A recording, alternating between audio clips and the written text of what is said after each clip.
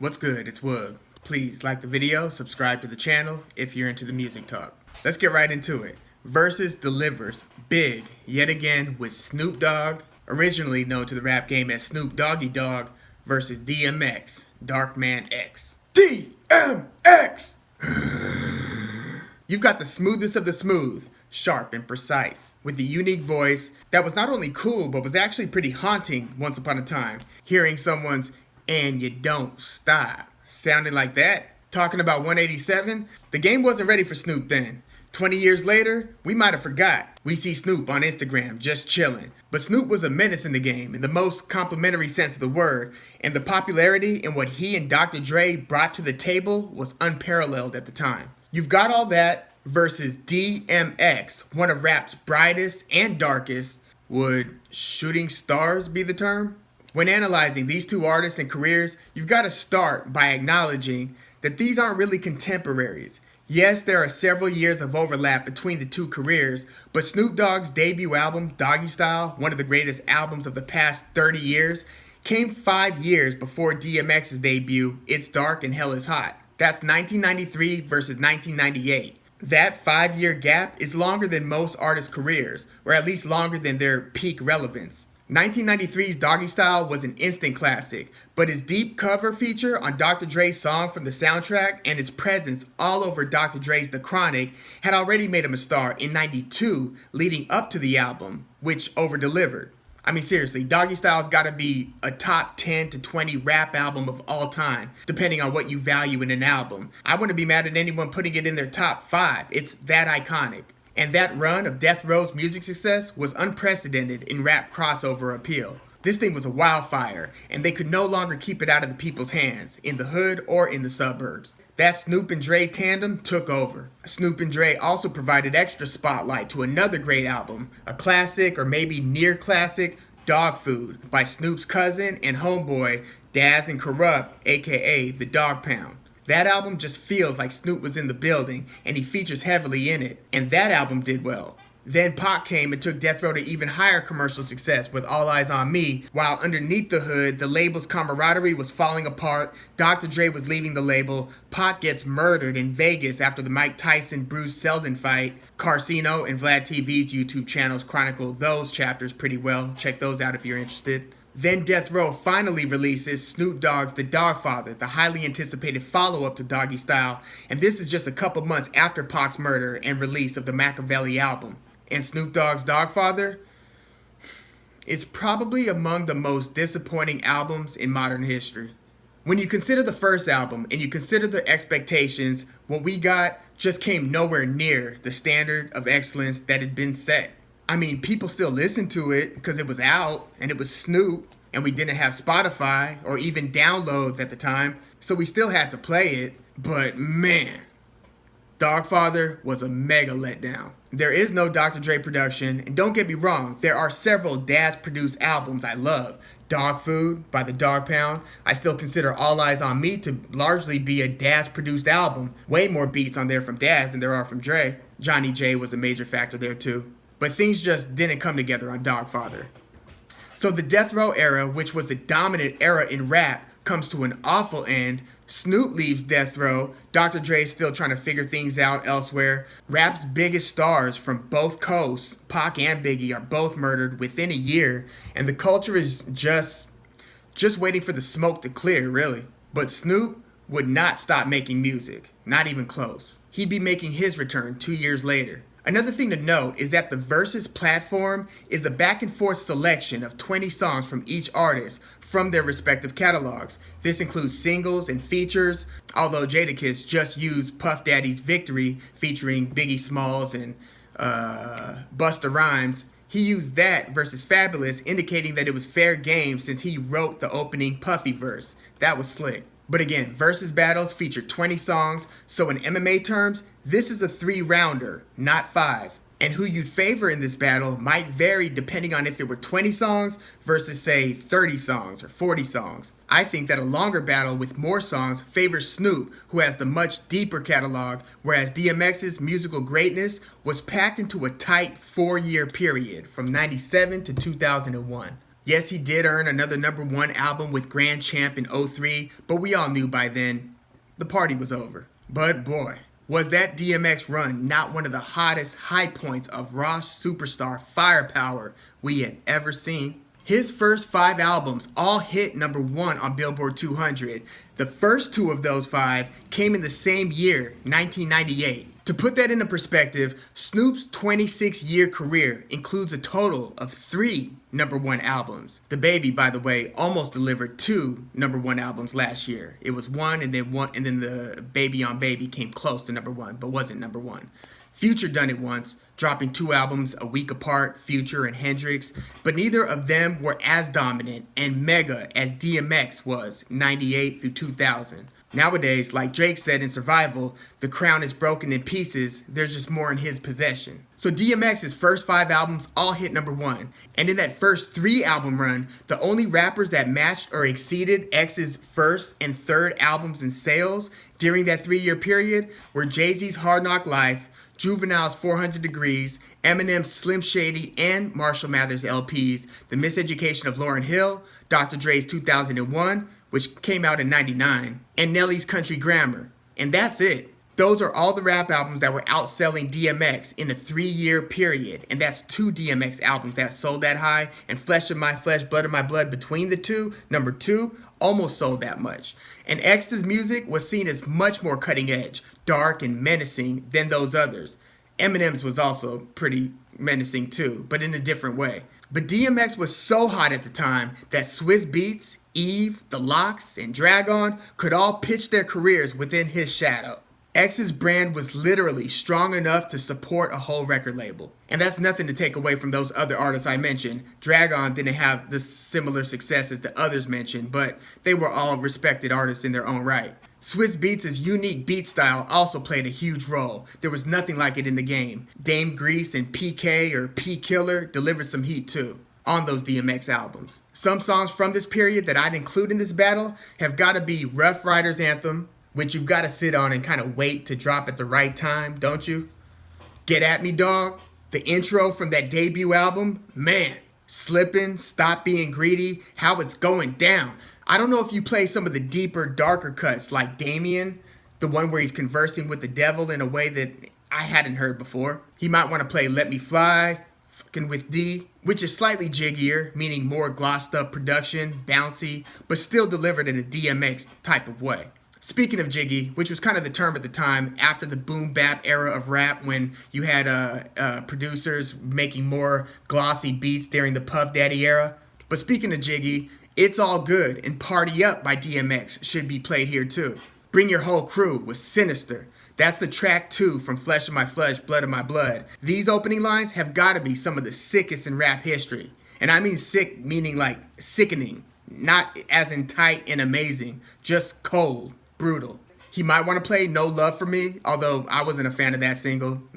The beat was too fast. Only Swizz would make a beat like that, but it wasn't one of my favorite. He's also got some dope features on other projects like It's On from DJ Clue's The Professional, I believe. If it's on, it's on. Maybe his featured opening verse on the Jigga My Nigga remix from Eve's Rough Rider debut album. I think it was called Let There Be Eve. What's My Name? Was another solid single. His singles from that third album, and then there was X, by the way, had the most commercial success. But the ones from the first and second albums were the ones that grew his star power and are usually the day one fan favorites. Oh, and he's got to play that One More Road to Cross. That's the third album's track 2. That wasn't a single, but it might have been my favorite song from the album. It just sounded like DMX was on a mission as he was making his return after dropping those 2 knockout albums back to back and then waiting a year for the third album. Some other must-play features are Money, Power, and Respect by The Lox, Money, Cash, Hoes by Jay-Z, and then the one that started this whole run for DMX, the 4321 LL Cool J track from '97. This was before DMX's debut. So this song was by LL and it featured DMX, Method Man, Redman, Master P for some reason on the music video version, which was weird, and Cannabis. And this was kind of the beginning of the end of Cannabis's commercial run in rap. But that's another story. One sleeper feature that some might remember was Shut 'Em Down by Onyx in '98. I doubt we'll hear that one here though.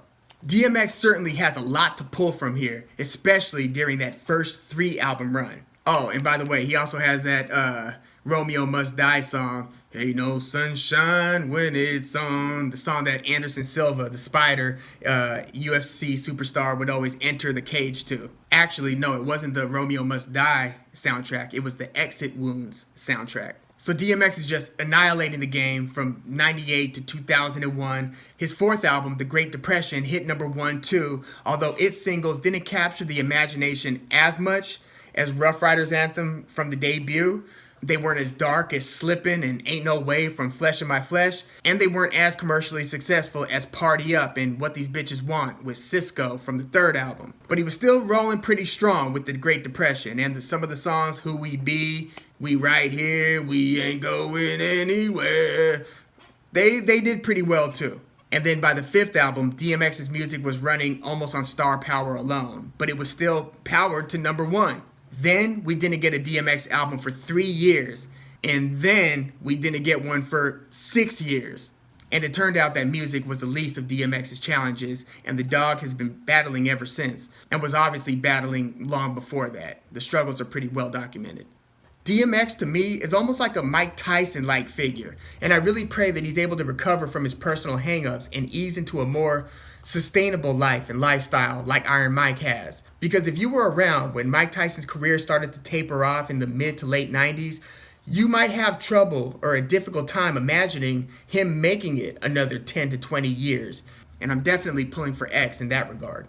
So during X's great run, Snoop was with Master P's No Limit label after leaving Death Row. And in 98, the same year as DMX's debut, Snoop Dogg releases his third album, The Game Is To Be Sold, Not To Be Told. Almost as disappointing as The Dogfather, but we had kind of lessened expectations because of The Dogfather. So this one was pretty disappointing too, but for other reasons. This one just felt confusing. Producer KLC and that entire Beats by the Pound staff did what they did tremendously. No Limit was killing it at the time, don't get me wrong.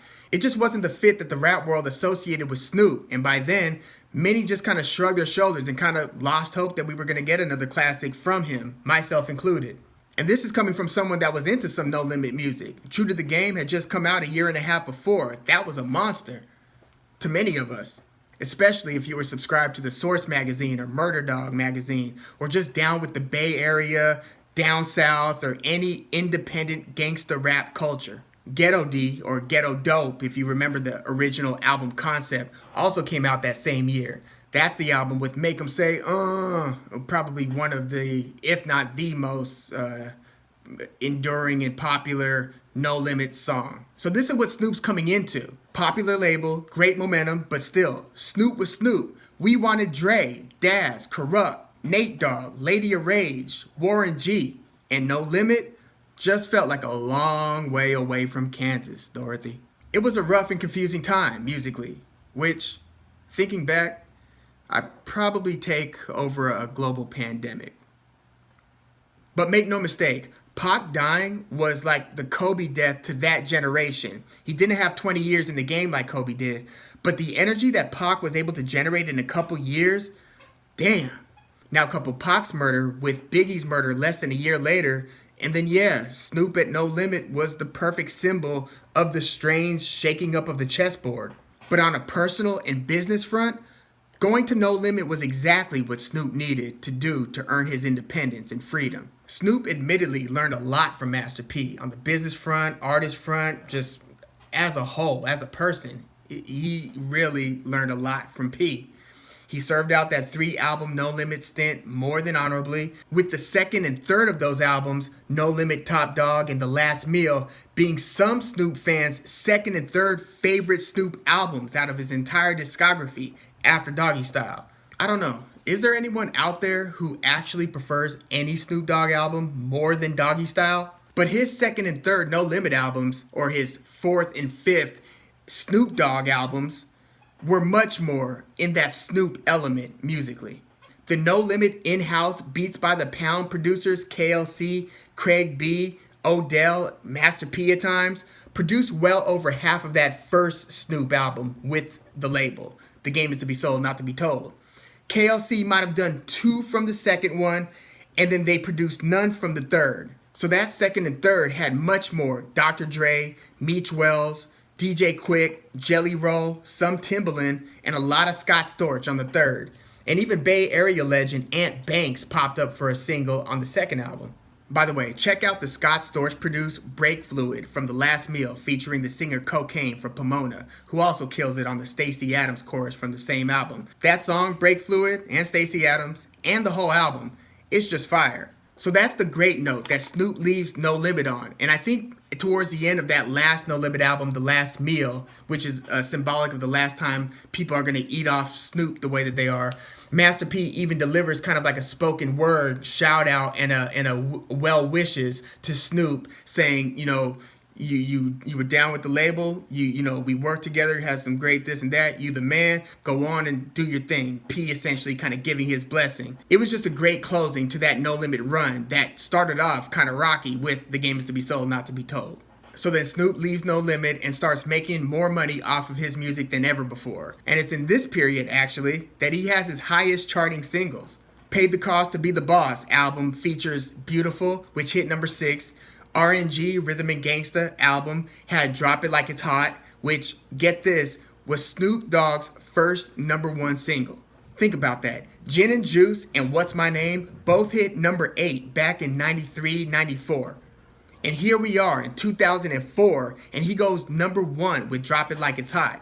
10 years into his career, totally different production style, but Snoop delivers. And by this time, DMX's streak is already coming to an end. And it's 3 years after this that Snoop again reinvents himself on 2007's Ego Trippin', after the 2006 Blue Carpet treatment.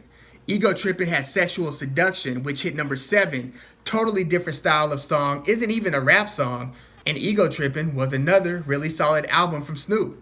I mean, the sales were already beginning to dip after RNG, but it was still quality. By this point, Snoop Dogg doesn't even need to sell a ton to stay rich and to keep on building his wealth. I think that Ego Trippin', or maybe Malice in Wonderland just after that, kind of marked the end of Snoop's run of rap relevancy. You could argue that it had gone out before, but he was still doing some, I mean, number 7 was Sexual Seduction, and Ego Trippin' still sold fairly well at the time. But Snoop really doesn't stop there, does he? He did Young, Wild, and Free with Wiz Khalifa and Bruno Mars a few years later, which hit number 7. But he was more elder statesman, respected guest star than he was the reason a song would hit number 7 on Billboard. That was 2011. He was featured on another #1 song just the year before that, Katy Perry's California Girls. He was on Jason Derulo's Wiggle in 2014, which hit number 5. Snoop is always just a phone call away when it comes to dropping a feature. He gets it in. I mean, in this battle, if we're talking depth of catalog here, it becomes a mismatch. Snoop has 17 solo albums and like 25 mixtapes. I don't even know what a Snoop Dogg mixtape sounds like. He's got the Murder Was the Case soundtrack from 94. What would you do if you could get with me or my crew? But you can, so don't even think about stepping in the house. He's got hit features that I haven't even mentioned. Holiday Inn by Chingy hit number 3. PIMP by 50 Cent also hit 3. Buttons by the Pussycat Dolls hit number 3. I Wanna Love You by Akon, which hit number 1 on Billboard in 2006. He's got a reggae album under Snoop Lion. He's got a award-winning gospel album. He's got one of the most iconic opening one-liners from arguably one of the greatest songs in rap history. 1, 2, 3 into the 4 from Nothing But a G Thing. I mean, to me, that opening one-liner is right up there with It Was All a Dream. He's got another opening one-liner that's almost just as iconic with So Much Drama in the LBC from Gin and Juice. He's got Oh Now, Big Snoop Dogg, back up in the Heezy Baby from Bitch Please off Top Dog. Yeah, Snoop might be too much here. But again, this is only 20 songs each. Remember, a 3-rounder, not 5. Also, will they be in the same location here? Because personality could also play a part in this thing. On paper, Fabulous was supposed to beat Jada, but Jada was pretty liquored up. The Showman totally came out, and he occupied nearly all of the energy between the two. Much louder personality, and I think that actually impacted the battle, or celebration, whatever you call it. Jada kind of owned that space. Fab looked like he was thinking, oh, why did I agree to this? He looked like he wanted to go home. DMX is generally louder than Snoop, but Snoop doesn't really act like anyone's lil homie. Snoop has even referred to Jay-Z as the lil homie a long time ago. But that might have had to do more with seniority in the rap game. But I don't know. I mean, that would also apply here with DMX. So them being in the same location would be interesting. Very different personalities, as was the case with Jada versus Fab. But I couldn't see Snoop becoming a beta in a setting like that.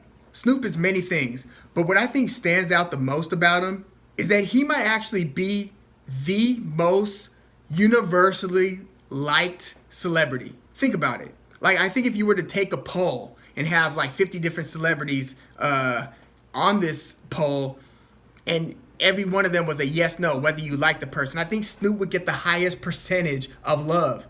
And I know he's had some recent Gayle King issues over Kobe, and he could be one hell of a troll on Instagram, but this is someone who back in the day could feature on Larry King Live and have Larry King hop in his lowrider with them and ride around town.